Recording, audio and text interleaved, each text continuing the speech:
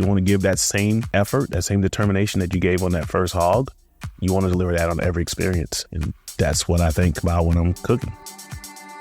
That's Rodney Scott, James Beard Award winner and founder of Rodney Scott's Whole Hog Barbecue. I'm known to sometimes stay up 24 hours when it comes to cooking and serving because that's what I do. That's what I love. Doesn't matter if it's 10 people or if it's 20 people. I'm always super excited, nervous, and so focused that I can't sleep.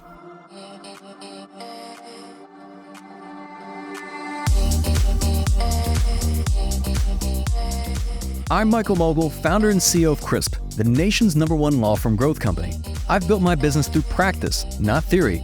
Crisp started with just $500 to my name and has grown to over 8 figures in revenue over the last few years, earning a spot on the Inc. 500 list of the fastest growing private companies in America. Our approach has been to take everything we've learned about generating massive growth within our own organization and help the country's most ambitious and committed law firm owners do the same for theirs. In each episode of this podcast, I sit down with innovative market leaders from the legal industry and beyond to learn from those who thrive in the face of adversity, challenge the status quo, and define what it means to be a true game changer.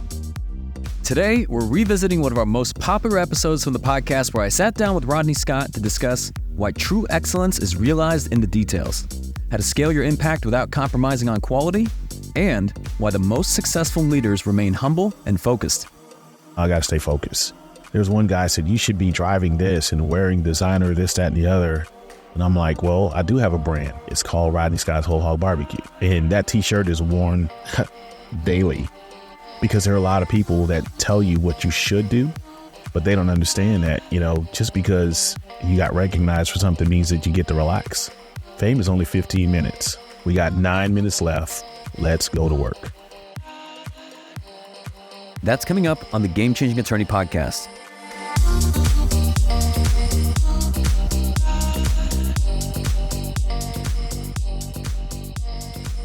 Before we begin today's episode, I want to remind you that we aren't beholden to any sponsors or run any ads on this podcast. This allows us to present all of our episodes raw and unfiltered. I'm not going to push any made-to-order meal services on you or try to save you any money on your car insurance. That being said, I have one small request. If you receive any value from this podcast, please give it a 5-star review. Pay the fee so we can keep this podcast free. Today, Rodney Scott is a culinary icon. As one of only 2 barbecue pitmasters to be named Best Chef by the James Beard Foundation, his achievements have been recognized on The Today Show, The Washington Post, the Showtime series Billions, and on Netflix's Chef's Table. But as you'll soon learn, Rodney comes from humble beginnings. I honestly never imagined my life would be what it is today. It was always a dream. At 7 years old, I said, I want the world to hear me, but never really thought it would be, the world actually hearing me. I never really expected to be where it is. Like, if you could speak to some of your upbringing. I imagine you worked closely with your dad, growing up, and then you learned a lot of lessons. What was the upbringing like? Man, the upbringing was you work, you get paid, or you work, you get to play. It was the kind of thing that we got as kids. And we grew up on the farm, so you had chores. You feed the hogs, cut the grass, these different things. So it was always a responsible duty or chore that was given to you on a day-to-day basis. And my dad would make sure that you did that. If you didn't get the privileges that would come along with it. Mm-hmm. And you had a bit of a different childhood from some of your peers, right? Because of how you spent your time versus how they spent their time. Oh, yeah. As a child, when school was out, you work after school, you fed the hogs, you did whatever farm work around the house. And if we were in the summertime, we were picking cucumbers or planting and farming because my dad planted tobacco, corn, soybeans, all of the crops that were kind of popular in that area. And I'm curious, how did your dad get into kind of the barbecue? So there was the variety store and the barbecue, but how did he even start that up? Well, from what my mom told me, the barbecue started as an addition. Out in the country, these rural stores used to sell hot dogs. So my dad started doing barbecue sandwiches on Thursdays. So they would cook one hog on Thursday and barbecue sandwiches would be ready around 6 p.m. in the evening. And we would just sell sandwiches. I remember them being something like $1.50 for a barbecue sandwich. And I guess at that time growing up, did you immediately take an interest to barbecue, or is this just like, this is what my dad's asking me to do, I'm going to contribute? Man, I had no interest in barbecue at all. That was the duty. That was the chore. My interest was cars, trucks, custom vehicles. That was always my thing. And I felt like I was going to go that direction. But eventually I fell in love with cooking barbecue and still doing it to this day. So what was it about barbecue, even about the process that you fell in love with? Like, what gravitated you towards it? One of the things that gravitated me towards barbecue was food. You get to eat. You get to eat when you're cooking. And I started to watch how the flames would burn and how you could put a hot dog on a pit, how you can grill a hamburger. And I started associating the two with the whole hog. And I realized that, it takes 12 hours to cook this hog. We can bake a potato in the hot coals, do these little things in between. And all of that creativity started to just fall on me like, I like this. I want to do this. Yeah. Well, and we were mentioning earlier, you were at our office a few weeks ago and you cooked that hog. And I was telling you, even with our team, we had people that were vegetarians, people that were on diets. Everybody's eating it. It's the best barbecue they ever had in their life. If you could speak to, like, what is whole hog barbecue all about? Because I'm sure people are familiar with, like, cooking ribs or other types of barbecue, but what makes whole hog barbecue special? So whole hog barbecue is a lot different than cooking ribs or hot dogs, hamburgers. And what makes it special is you have the entire hog. You have the head, the hams, shoulders, loins, the belly. All of these parts are still cooked together. And for me personally, when you cook the whole hog in its entirety, you get a different flavor because you have all these different parts that complement each other. You have the ham and the juices from the belly, putting it all together. It's just a unique flavor. In my restaurants, me and my partner and I, we describe it as a difference that you could taste. A lot of times when you mention whole hog, for the people that know what that is, they look at that and they say, well, that's probably one of the most difficult types of cooks to do. What makes it so difficult compared to other types of barbecue? One of the things that makes whole hog so difficult is it's a 12-hour cook time. So you're giving up at least a half a day, and it's a lot of lifting and moving around. And it also requires two people most times to flip a hog. So it takes another person, it takes 12 hours, and it takes a lot of preparation to just get a whole hog cooked. And as you've been doing this just over the years, like, what are some of the things that perhaps make, like, your technique unique from other people that do this type of barbecue? I think one of the things that make our technique unique is we burn our wood down in the coals. So we kind of make our own coals, and we take whole pieces of wood, burn them down until they fall through this rebar in what we call a burn barrel. And we take those coals and cook our hogs with, instead of a direct or indirect heat where the fire is on the side and not under the hog. We take those hot coals and cook them with the coals under the hams and the shoulders. And if you're looking back, I'm just curious, what's the difference between the type of whole hog that you were cooking 20 years ago versus today? Like, what have been some of the, I guess, the lessons learned, the experience? Man, one of the lessons learned compared to back in the day and to current day is metal pits last longer if you're going to do a lot of cooking. Cinder block pits back in the day that we used, they worked very well, but they tend to wear after a few cooks. A couple of years, you start to replace them. So we've learned that the metal pits are more durable, they last longer, easier to clean because we cook on a daily basis. And another thing we learned is we've learned how to put the pit in a more convenient space around the restaurant by adding air to the room, putting the pits under hoods, so the pitmaster can actually be more comfortable when they're cooking in the summertime as well as the winter. And as you were growing up, from what I've read, there's a lot of people that did not really see a future in this for you. Like, that there were a lot of people you grew up with. Now, obviously, you were passionate about it, but they said maybe you'd pick a different career choice than cooking whole hog. Why did you stick with it? Man, first of all, I didn't have a choice. I said I was going to find a love in what I do. And in doing it, a lot of people say, it's a short-term thing. Nobody's wanting all that pork, this, that, and the other. A lot of negative vibes came, but also a lot of positive vibes of stay focused. You can do whatever you want to do. And I just decided I'm going to keep dreaming big. And if this person can do it, so can I, regardless of what I do. And I remember this one guy said in our church, he said, whatever you do, be good at it. And I said, well, I know how to do this. And I said, I'm going to do my best to be good at it. And do you recall, like, a certain point, I don't know if there was a certain catalyst or what, where the Rodney Scott brand really started to take off, where it went from kind of, doing this in the convenience store to really starting to get a name for yourself? Man, I have to say, I started to see the name start to take off in 2010 when we cooked at Jim and Nick's in Charleston. We did the smoked dinner. My partner to this day, Nick Bahak, has invited me to come cook. And I was just nervous, man. I was so nervous. And I noticed how people were enjoying it, and they started to mention my name to other people around the festival and the dinner. And I was like, wow. And I saw an article in the newspaper, and I was like, is this a thing now? People are knowing who I am. But that was, I say, 2010, around that time when I started to notice people were paying attention to me and the craft. So I'm curious, what was that partnership like with Nick? Because for people that aren't familiar with Jim and Nick's, it's pretty well known. I mean, it's known in Atlanta, it's known in the South. Like, I mean, that's pretty well known barbecue. Yeah. What was his interest in whole hog? Man, I got to tell you, Nick Bahak is so passionate about relationships. And me and him, we bonded probably the very first time we met. And we just talked barbecue, and he always wanted to recognize other barbecue pitmasters. So he invited me to the first dinner that he wanted to do. And we clicked from there. We talked food, we talked hard work, we talked growing businesses, learning businesses. And honestly, he taught me a lot about building a restaurant, because I grew up with just cooking whole hogs and chickens. That was it. And he taught me how to put the sides in there and have all of these things complement in a restaurant setting. So, huge shout out to Nick. Everything we spoke about was life, family, barbecue. So he's not just a partner. He's like a brother, a big brother. And obviously there's a lot of people that, let's say, they love barbecue, they love to cook barbecue, but there's a difference between loving to do something and then being truly passionate with it. What do you believe made you different to be able to build this brand? Like, what do you think that you did differently? Is it just that you stuck with it longer, or do you think it was something else? I think one of the things that made it different is I stuck with it, and I tried to bring a positive vibe with it. I like to interact with the people that I'm serving as much as I can. And I took art in high school because I was passionate about art, and I always felt like that food needs to kind of look good.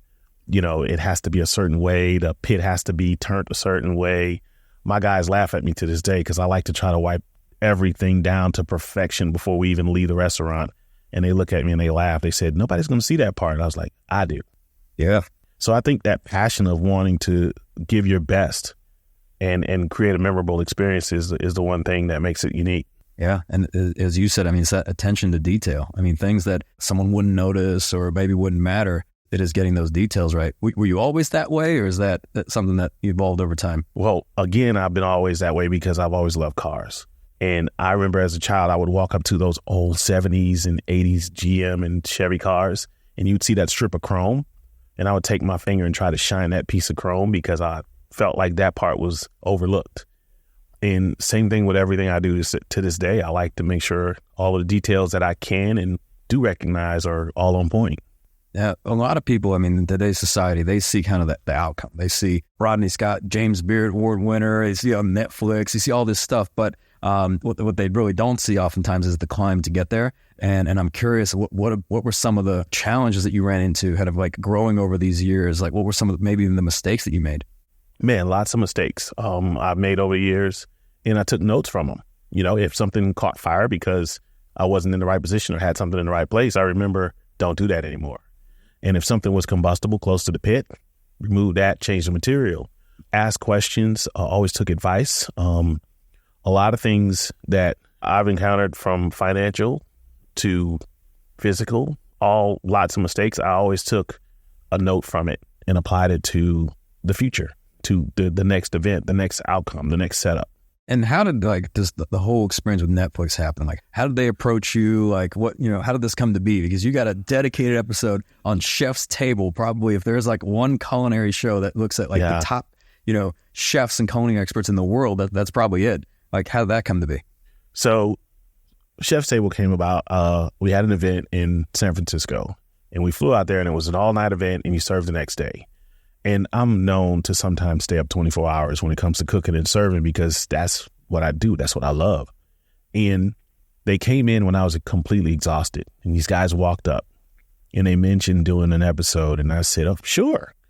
I'm exhausted. I didn't pay any attention. Absolutely. And this is going into day 2 after 4 hours of sleep, going into day 2 for another all-night cook and an afternoon serving. I just felt that, hey, here are 2 guys saying hello. Sure. Yeah, let's set it up. Had no idea that it was as big as Netflix. Angie Mogill was with us at the time, and she said, do you know who those guys were? I was like, not really, because I was so sleepy. But it was like almost magical that I acknowledged them. Yes, let's do it, and send us a message. So one thing you mentioned, when you're talking about an all-night cook, is it fair to assume that when you say all night, there's not naps happening. This is like all night. So I'm just curious, during that period of time, what are you doing? And then also, like, I heard you like to listen to music. What are the types of things you can do to kind of keep yourself occupied? Man, the one thing to keep myself occupied is music itself. I love to party. I'm just put that out there. You catch me at the red light in my truck, I'm partying. Music is one thing, but then there's a certain time of the night that I would turn the music off so I can listen to nature, hear the things around me, hear the fire crackling. And the focus of wanting to deliver that great product is huge for me. Doesn't matter if it's 10 people or if it's 20 people. I'm always super excited, nervous, and so focused that I can't sleep. I'm going to stay awake and make sure that everything is working the way that it should. Do you still get nervous today when you're doing cooks? Yes. I get nervous at every single event. So that's interesting because I don't know that a lot of people realize this. So I've asked this question with a lot of like really, really like high achieving people that people believe, man, you've done something thousands of times and they're saying, no, I still get nervous every time. What do you think that is? I think that's the passion to want to deliver the best that you can. You want to create a memorable experience. You don't want to just throw it out there. It's kind of like the tortoise and the rabbit. The rabbit thought he had it. Old boy creeped right in and beat him. You don't want to take your foot off the gas. You want to give that same effort, that same determination that you gave on that first hog. You want to deliver that on every experience. And that's what I think about when I'm cooking. I mean, I don't know if you know this number, but even if you had to estimate, about how many hogs have you cooked to this point in your life? Is it even an estimate? Man, I don't even have an estimate. It's been so many. I remember just one Christmas alone, we did over 100. And, it's been an average of, in Hemingway, at one point, 30 to 35 a week was an average. There was one point on a Saturday, we would do anywhere from 10 to 13 hogs a day and would sell all of it. So, I just stopped counting. And now that we got multiple locations, I couldn't tell you how many hogs I've cooked. Probably thousands or tens of thousands. And probably. And you're still getting nervous every time. Now, what's interesting about that Netflix episode is, and I don't know at the time whether you wanted them to film this or not, was when kind of the pit caught on fire. I mean, I imagine when they're filming, you want to look good. Right? Oh, yeah. What was going through your head at that time? Man, when the pit caught on fire, I was like, I got to get it right. I got to get this straight. How do I fix it? I'm not going to go backwards. I'm not going to settle. I got to get this done. I immediately got on the phone with everybody that I communicated with on a regular basis. My local health department, my building inspector at the time. I called Nick and we just had this conversation and I said, hey, listen, here's where I am. This is what I need to do. This is what I'm about to do. And I had portable pits. So where I couldn't cook at the where the fire happened, there was space in the back and around the side. I immediately went and got tents, followed all the protocols, screened everything in, went and got the portable pits, unhooked them from my trailer and laid them down, and I went straight to work. Yeah, it was like, I'm going to cook here as much as I can. And we came up with the idea, John T. and Nick came up with this great idea that let's do an exile tour. Mm-hmm. So it's interesting. It's like in the moment, I'm sure it's not something you're excited about. It does make for exciting television, but just seeing you be able to kind of bounce back and be resilient. Now I'm curious, when it comes to cooking whole hog, there's kind of the debate of art versus science, right? You could say, here's exactly how you do it. Here are the ingredients. Here's the time. What's kind of that X factor, almost the art component of like, you'd say you've got two people cooking and like how you're doing it versus somebody with the same exact instructions. Wow. So the way that I do it, I definitely got to keep the fire going at least 45 minutes before your start time. And that's to burn the wood down to make the coals to get it started. And I fire my hog when I say fire, I mean put the coals under the hams and the shoulders with the skin side up. I fire them every 10 to 15 minutes and I listen for the drip of fat falling in the coals. And a lot of people will fire every 15 minutes consistently. I fire and listen because there's so many things to consider when you're cooking it that way. The outside temperatures, the design of the pits, the time of year it is, all of this stuff makes a huge difference. And I use every sense. I have to listen to it, touch it, feel the pit, how hot it is. All these things play a part when I'm cooking it, as opposed to some of the other pitmasters I've seen cook. They would just, do their thing by the gauges and the temperatures, and me, I just go touch it. So for the uninitiated, these are the people that aren't, barbecue experts. They're not pitmasters themselves. Does it ever bother you that if they don't appreciate kind of the intricacies of what goes into the cook, or do you just say, basically, as long as you enjoy the food, I'm happy? When I see a pitmaster just kind of, nonchalantly just doing their thing, I say, well, that's him or her, and I can't do that. I don't want to be that person. I want to just keep on, stay focused. Again, keeping my foot on the gas, making sure that first effort that you put into that hog still apply to each and every one that you do. So it kind of hurts a little bit, but then again, it kind of gives me energy to say I'm doing all right by focusing on staying the course.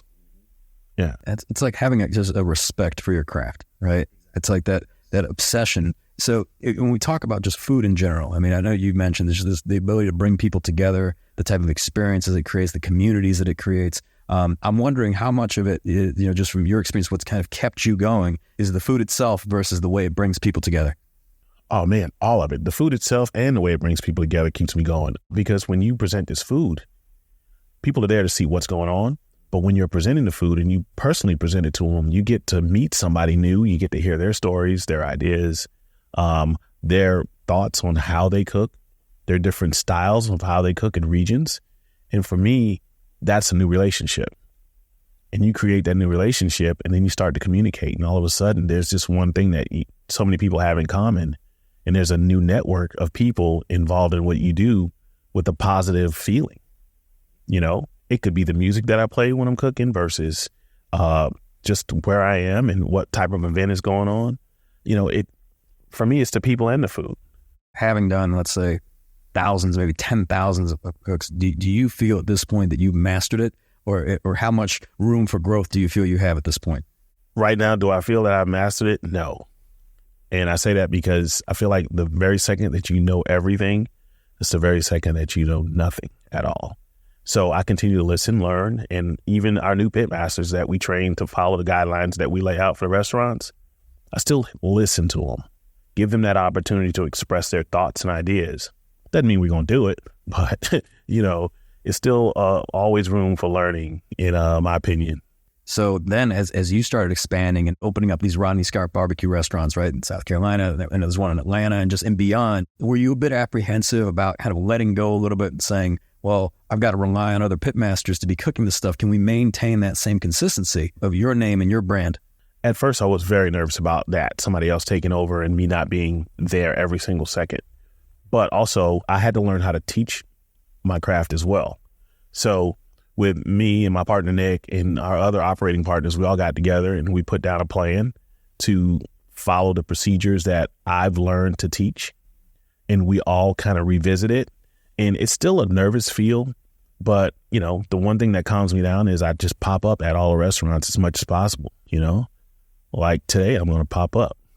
There you go. Because I imagine there must have been some conversation at some point with Nick when he's like, man, we gotta start opening up these restaurants. And you're like, well, I don't know about that. Like, was there something specific that he said to you that reassured you that this could be done in a way that wouldn't compromise kind of the quality and your legacy? Absolutely. I remember the first time he says, how many do you think you want to open?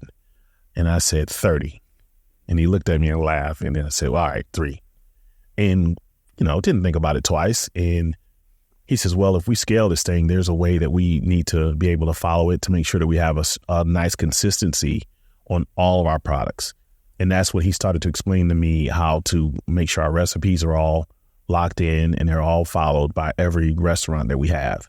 And that gave me some peace of mind that this is getting done the way it should be. And how many restaurants are there today? Currently, there's 4 restaurants. We have the Charleston location. We have one in Atlanta here. We have 2 in Birmingham open right now, in Homewood area in Avondale. For the future, we're scheduled to open our Trustville location in Alabama, around the Birmingham area. And next year, we're set to open in Nashville, where we partnered with Eric Church. There you go. Yeah. Okay. So we'll be in Nashville, hopefully in 23. So if you had to project, I mean, I'm sure you have a kind of a number, a goal in mind. If you're looking ahead, 10, 20 years from today, like how many restaurants are you thinking? 10 or 20 years from today, I'm thinking maybe 25, 30 of them. Here I am, a 50-year-old man, and my cousin said to me, you got more years behind you than in front of you. And I was like, man, I'm gonna swing at this pitch, see if I can get a home run. I mean, I feel for the people. Like, we're fortunate in Atlanta. We've got Rodney Scott barbecue. I feel for the people that that have not experienced this yet. So, like, in terms of spreading this goodness with the world, like, would you ever even consider, let's say that number was, 300? Yeah, absolutely. Because I mean, if this food is great, people are loving it. Like, you want to, expand indefinitely. And it's just, I'm wondering, like, who would you say is your competition today? McDonald's. And I say that for a reason. I used to always read their signs, billions served, as a kid. And I said, I'd like to serve a lot of people myself. And they're all over the world. Here's a clown serving food all over the world. I said, we could do this too. We can serve barbecue all over the world. And now that we know how to make it consistent, to have a guideline on how we're going to prepare all of our foods, this can go anywhere. And that is my thought. And I feel like that's the goal I'm trying to reach, to be out there and to have great quality food all around the world. And what would you say are, like, just the differences in the challenges that you experienced in the early days versus the challenges today with the restaurants? Like, I imagine they're very different. Oh man, early days, we burned our wood outside. So if a storm came up and it's raining and lightning, you were just, you're almost on pause if it was lightning. And if it's raining, you just got to go out there and get soaking wet. And as opposed to now, everything is on the inside. So we have like a fireplace as opposed to a barrel like we had back in the day. So we've advanced some things on the inside. It's a lot more convenient now, a lot less stressful. We have fans and ventilation pulling the smoke out a lot faster. So the room stays a lot cleaner. These are all things that we experience and learn. And today, it's like we went from an old beat up pickup truck to the best of vehicles, Yep. Yeah. And I know sometimes people believe, like, when you get to a certain point, the problems go away. I guess maybe they just go from one set of problems to a different set of problems. Yeah. The problems change. They don't necessarily go away, but we take them with a grain of salt. We're prepared for whatever problems or situations, and we just stay focused and attack them. So now I'm curious about Billions. I know we talked about Netflix. For the people that watch Billions on Showtime, there was this one episode, I think it was on the most recent season, and I don't know if they ever did this on any episode of the show, but for that episode, every scene, they would do a freeze frame, and then they would line item out everything everyone was wearing, what watch they were wearing, what suit they were wearing, like who was in the room, like, and you're there, like, basically cooking this private dinner. How did that come to be? Man, apparently he's one of the producers, made a trip to Charleston, kind of had us in mind, and the message came through, and I was like, are you kidding me? You talking about Showtime Billions? And they're like, sure. It's like, dude, I watched that. And they said, well, they're interested in having a conversation. I said, yes. And, they made it all happen. We went up to New York, and, of course you got to lay low. You can't tell everybody what you're doing. And man, it was hard to hold that secret. Yeah. Wow. It was hard to hold that secret. I was so excited to do that. And that was like a whole day of filming, right? Was it a one day? It was a one day of filming. It took a day to prep for it and another day of filming, but it was so much fun to see how behind the scenes this show works. And then you're working with these professionals, man, Wags and Scooter. And I'm like, whoa, these guys are like right in front of me. Yeah. I was like a kid in the candy store, man. I was super happy that day. And you were just someone in the background in this episode. I mean, they gave you they gave me lines. They let me talk. They really, really let me talk. And I was like, I think this is a big thing for me to be able to say something on TV. And they was like, what are you talking about? I was like, dude, I get to talk on the show. But it was, man, super excited. I would do it again if I had the opportunity. So now over the years, I mean, you seem like someone who's done a really good job of staying grounded. I imagine you've got the right people around you, but how have you stayed grounded, kind of through this evolution of everything from, doing it out of the back of a pickup truck to the restaurants, to now being on Netflix and then on Showtime? Like, how do you remain humble? Well, one of the ways I remain humble is to know that you have to always have respect. And I feel like when you lose that humbleness, you start to disrespect everything and the people around you. And another thing I do is I spend time by myself every day. There's at least 1 hour of nothing every day, no matter what time of day it is. And if you present an accolade to me today, I'm going to look at it. I'm going to appreciate it. Right. But then I'm going to set it aside I know it's there, but I'm not going to focus on it. I'm going to try to get it again. So that kind of keeps me grounded. Say hello to people, pay respect. Don't think that you're above everybody else, because I feel like we're all worth an acknowledgement, at least. Hello, good morning, how are you? So every time we get an accolade through the brand or whatever it is, I appreciate it. And then I set it to the side and say, I want to focus on the next one. Mm-hmm. And for me, that keeps me working hard. That keeps me grounded. And, I had a teacher, Miss McAllister, in high school. She says, stay Rodney. And her thing was stay grounded, don't lose it. So, yeah, it's like being grateful, but not getting complacent, right? Correct. So, absolutely. Yeah. Now, over the years, just with your level of obsession, I mean, essentially, we had Tim Grover on the podcast. He was the performance coach to Michael Jordan and Kobe Bryant, and he talked about just winning and this level of obsession and commitment you have to succeed at the highest level. I'm wondering, were there things that you had to give up along the way, or were there people that said, hey, Rodney, like, you should relax, you should do less? Yeah. There were a few people that came along, that said, you should go party, you should go do this. And I'm like, nah, I got to stay focused. There's one guy said, you should be driving this and wearing designer, this, that, and the other. And I'm like, well, I do have a brand. It's called Rodney Scott's Whole Hog Barbecue. And that T-shirt is worn daily.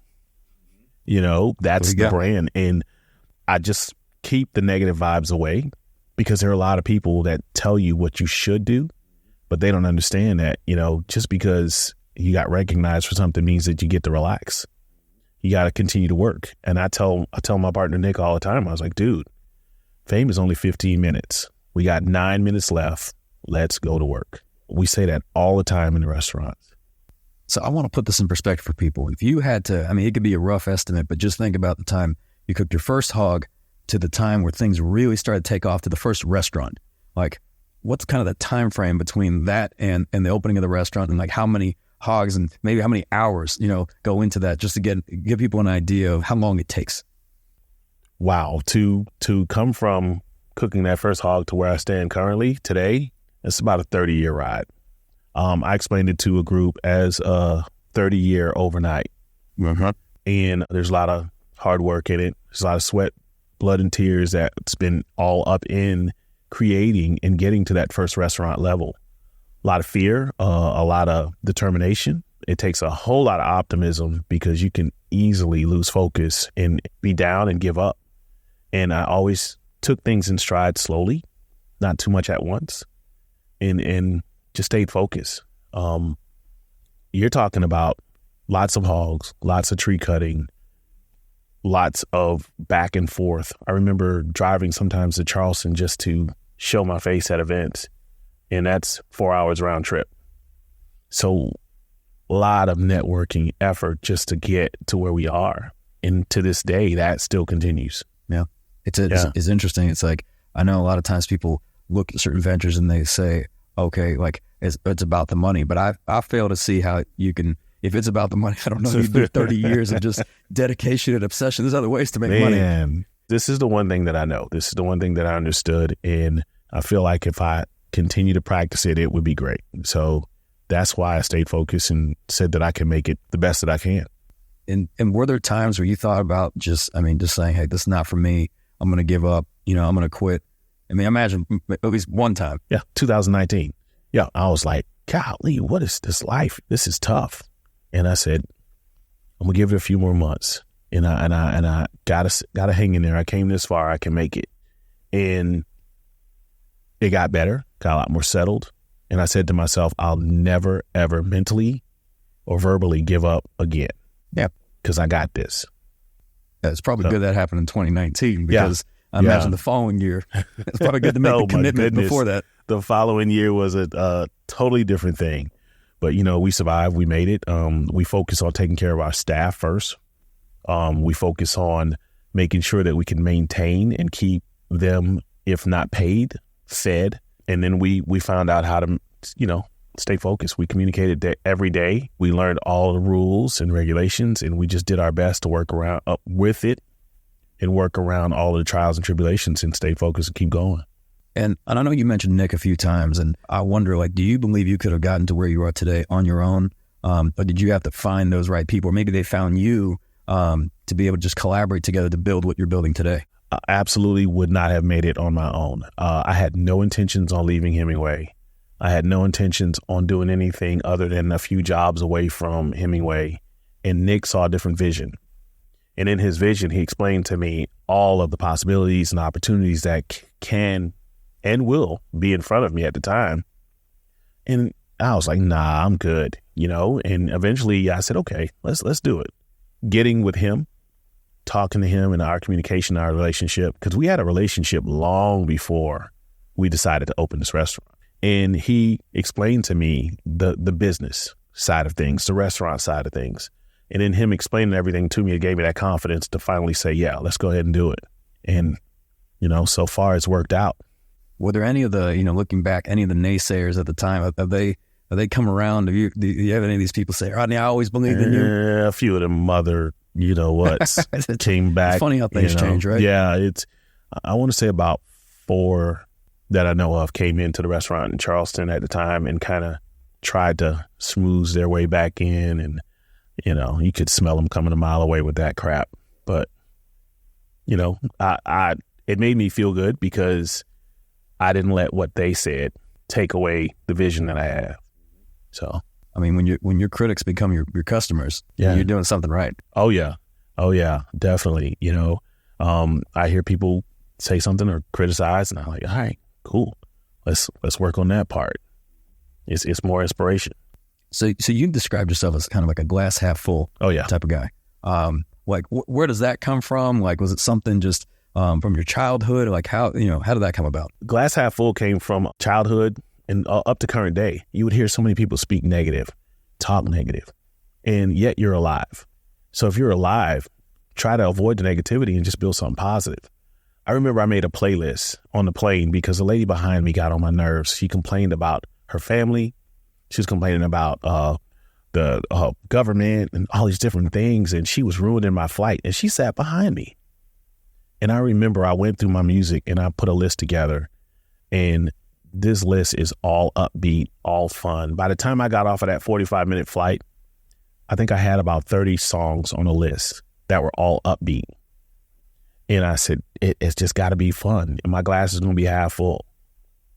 I understand things happen. I understand challenges come along, but you have to stay positive.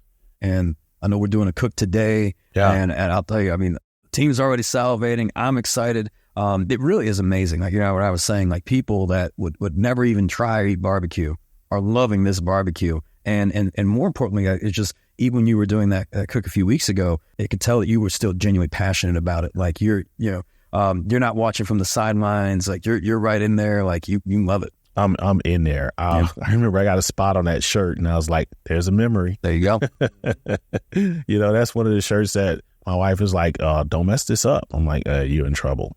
If I'm wearing it, I'm going to do whatever in it. So has she, with your wife, has she been kind of a supporter all along the way? Has she been kind of like, your advocate? Oh yeah. She's definitely been a supporter. She makes sure that I don't let the job get to me. She makes sure and not give me a headache when I get home. It's like, how's your trip? That's good. Making sure that I'm all good on the home side as well as the work side. She's always been there. And it's like, there's important decisions to make in life, outside of like your vocation of like how you're going to spend your time. It is the person you're going to spend your time with. And I've known so many entrepreneurs that, I mean, it's hard enough as it is to build a business and grow a business. But if you come home and it could be, 10 times more difficult if the person there is just giving you a hard time, like basically saying, hey, you know what, you should take it easy, that sort of thing. Yeah, take it easy. I get that peace of quiet, that space. Everybody has that section in the house where they can just go to and it's just quiet and you can do whatever you feel or whatever you're thinking.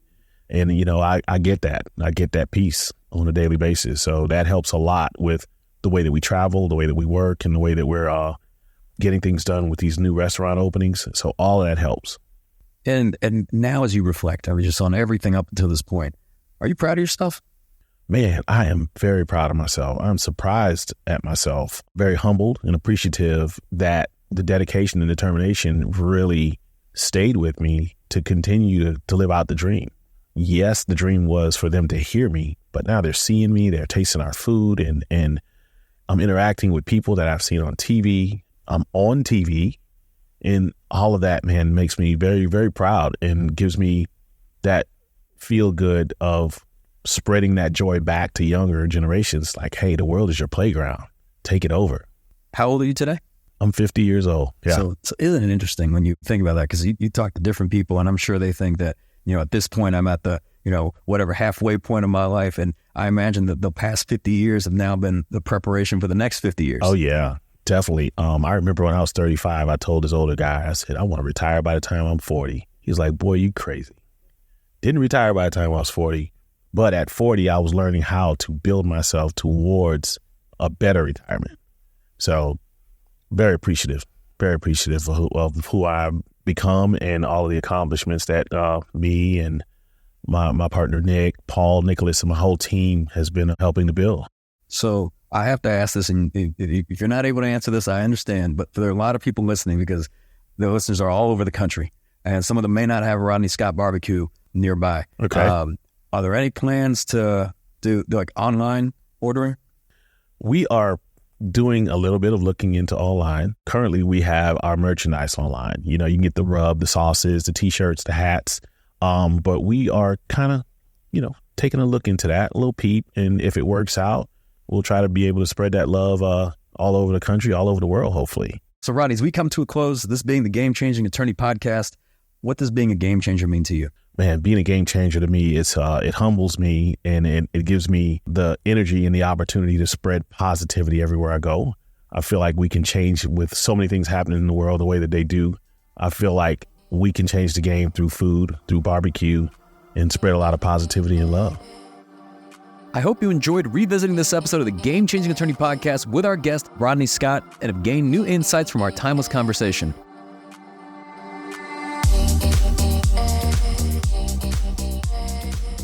If you found this episode valuable, here are 3 free ways that I can help you grow your law firm. Number 1, download the first chapter of my book absolutely free at GameChangingAttorney.com.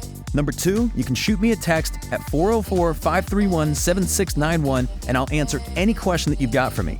And finally, number 3, if you can leave this podcast a 5-star review, it'll help us gain access to more influential thought leaders and bring their lessons learned here to you. For more information on our interview with Rodney Scott, see the show notes for this episode in your podcast app or visit legalpodcast.com.